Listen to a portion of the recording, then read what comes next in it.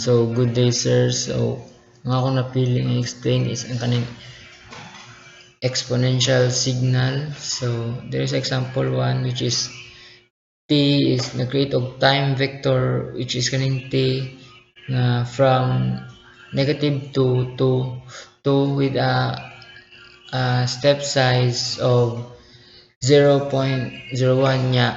Ang dire is nag set og decay constant nag-set og decay constant para ma-control ang kapaspason sa exponential signal na ni decay nya.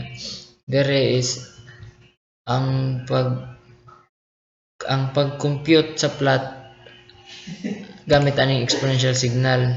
Then dire sa plotting is tungkol nga na line with 2 then gibutang title sa times sa x level o amplitude sa y level. So mo ni ang iyang graph.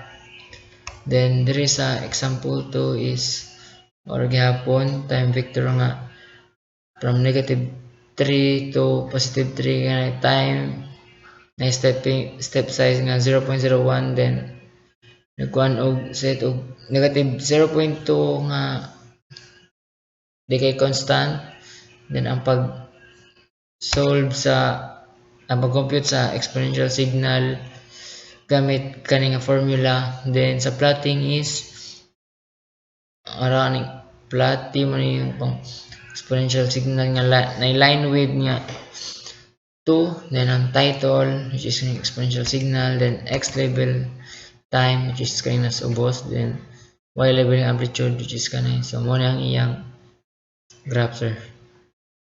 Thank you.